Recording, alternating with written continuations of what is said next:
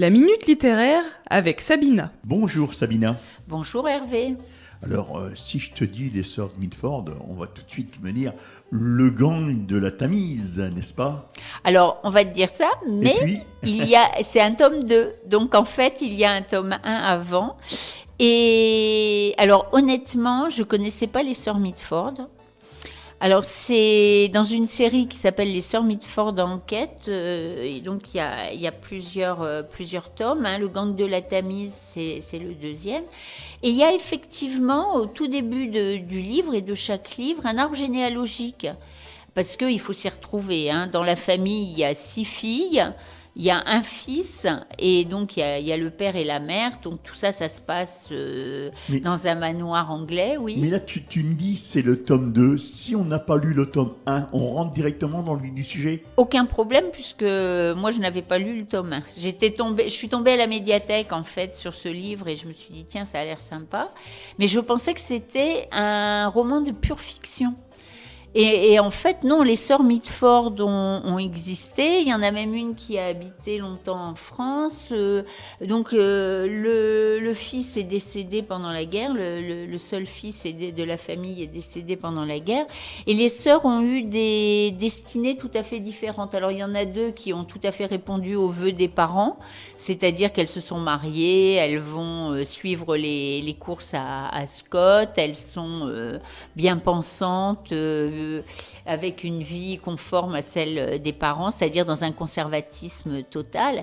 Et par contre, après, il y a des électrons libres. Rassure-moi, on est bien en Angleterre. Alors, on est en Angleterre, on est à la fin du 19e siècle, donc, et en fait, elles ont vraiment vécu, ces sœurs Mitford. Donc, elles sont nées au début du 20e siècle, donc les parents étaient, eux, au 19e siècle. Donc, l'aînée est née en 1904, Nancy, donc dans le gang de la Tamise, c'est une des héroïnes. Après, il y a Pamela qui, donc, la suit de très près, puisqu'elle est née 3 ans après. Et le livre commence sur justement l'organisation du bal masqué pour fêter les 18 ans de Pamela. Alors ça a été grandiose pour Nancy, qui a un caractère bien trempé, qui est très brillante. D'ailleurs ça commence, on la retrouve à Londres, puisque ça se passe entre le manoir qui est à la campagne et la ville de Londres, où les filles se rendent régulièrement, notamment chez une de leurs tantes, et pour fréquenter, on va dire, ce qu'on appellerait maintenant la jet set, mais à l'époque, la jeunesse dorée, aristocratique de cette époque. Et donc, Nancy, elle, est très virevoltante, alors que Pamela, elle préfère les animaux, les chevaux, elle est passionnée de chevaux, donc la vie à la campagne lui va très bien. Et c'est plutôt, pour elle, c'est plutôt casse-pied. En gros, il n'y aurait pas eu de bal masqué et ça ne l'aurait pas gênée du tout. Mais par contre, comme il faut respecter les conventions, elle a 18 ans, il faut qu'elle fasse ses débuts dans le monde, puisque l'idée, c'est de trouver un mari. À l'époque, on a encore un peu ça sur le bal des débutantes, même si ça a perdu. Un prétendant, donc, pour cette époque-là. Voilà, un prétendant, et puis de préférence un prétendant bien sous tout rapport, choisi par les parents. Donc, mais c'est quand même une période où tout ça commence, les lignes commencent à bouger, et où certaines vont tellement les faire bouger que, notamment, il y en a une qui sera journaliste, qui sera inscrite au Parti communiste américain. Et ce qui est un peu, j'allais dire, rigolo, c'est que c'est vrai que ça se lit, mais vraiment comme un roman de fiction. Et après, on s'aperçoit que non seulement dans le gang de la Tamise, donc il y a toutes les sœurs Mitford qui ont vraiment existé, mais le gang de la Tamise a aussi existé. C'était un gang de 40 femmes qui volaient, alors qui chapardaient pas à l'étalage, elles volaient dans les magasins prestigieux, type Harrods aujourd'hui, si vous voulez, où il y a et les fourrures, les bijoux, les magasins de tissus, puisqu'à l'époque, les couturières faisaient les robes, les tissus coûtaient une fortune. Donc derrière, vous avez d'un côté ce mélange entre l'aristocratie, où tout est calibré, où on a l'impression que ça ne bouge pas, les enfants petits sont dans la nurserie, avec la gouvernante qui régit tout ça, la nurse, la préceptrice, Et bon, les domestiques qui, elles, vont et viennent. Et justement, il y a 2 domestiques, dont une qui va être, qui fait partie de la maison et qui va en rencontrer une autre avec laquelle il va y avoir, bon, comme c'est un roman policier, je ne vais pas en dire plus parce que sinon ça n'a pas d'intérêt. Mais c'est vrai que c'est les domestiques qui vont être le trait d'union entre cette aristocratie, parce qu'être domestique dans une famille aristocratique, c'était presque s'élever dans l'échelle sociale, surtout quand on vient du milieu d'où elles viennent.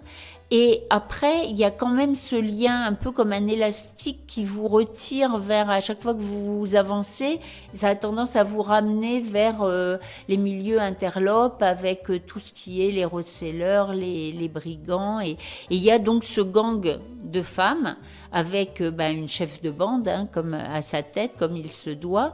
Et tout ça, ça va tourner avec un meurtre. C'est-à-dire dès le départ, on le sait, donc je ne dévoile rien, puisque quasiment dans le premier chapitre, on nous présente le jeune homme en nous disant qu'il va orchestrer sa propre mort. Donc tout le roman va consister à trouver le meurtrier et à justement partir dans les méandres, aristocratie, milieu interlope, le milieu d'entre-deux avec les domestiques, et en fait qui est le meurtrier de ce jeune homme de l'aristocratie qui était venu là pour s'amuser, pour faire un bal masqué. Et c'est vrai que ce qui est intéressant aussi, c'est toute la peinture de la société de cette époque. Alors on se retrouve un peu dans The Halcyon Hotel ou dans Orgueil et Préjugés ou dans toutes ces choses. Et par exemple, ce qui est intéressant de savoir, c'est que l'auteur Jessica Fellowes est la nièce de celui qui a écrit toute la série Downton Abbey. Vous savez, cette série qui est extrêmement... Elle a d'ailleurs écrit 5 livres sur le sujet, donné des conférences à l'international, parce que ça a été un phénomène mondial, cette série anglaise. Et c'est vraiment extrêmement agréable de retomber dans ce milieu historique. Il est édité chez qui, ce livre ? Alors là, moi, je l'ai eu en livre de poche. Donc, il est voilà, cher, aux alentours de 6 €. Et du coup, si on veut aller plus loin, on peut prendre le tome 1. Donc, pour les gens qui voudraient commencer, c'est L'assassin du train. Après, il y a un tome 3 qui s'appelle Un parfum de scandale. Et Une funeste croisière, qui est le tome 4. Et si jamais vous êtes attaché... Ah, tout à fait. Puis je pense que c'est pas fini, puisqu'elle est toute jeune. Enfin, elle est toute jeune. L'auteur est jeune. Et en plus, il y a eu une biographie d'une Française, Annick Le Flochman, qui a écrit ces extravagantes sœurs Mitford, et où elle raconte la véritable histoire des sœurs Mitford, qui étaient aussi belles qu'extravagantes. Sabina, nous arrivons au terme de cette chronique. Tu peux donner aux auditeurs et auditrices les adresses de tes cabinets ? Alors, à Compiègne, Place Choiseul, et à la Croix-Saint-Ouen, au 68 rue Jean Jaurès. Et je fais aussi du domicile. Pour prendre rendez-vous, tu as un numéro de téléphone ? Alors, le 06 32 08 36 04. Est-ce que tu as un site internet où on peut prendre rendez-vous ? Pas encore, mais il est à l'étude. Tu as une adresse mail ? Oui, alors c'est Reliance et Sens, donc RELIANCE, -et-sens, @gmail.com. On peut te voir sur Internet ? On peut te voir sur Facebook ? Non, pas de page Facebook. Pas d'Instagram, pas de Twitter ? Pas d'Instagram, pas de Twitter pour l'instant. Tu consultes en visioconférence ? Oui, aussi si les gens par la plateforme Zoom. Tu consultes à domicile ?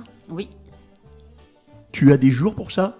Alors, ça peut être la journée, le soir. Il n'y a que le vendredi après-midi parce que j'ai une permanence à la médiathèque de Creil et ça, c'est pas possible de changer.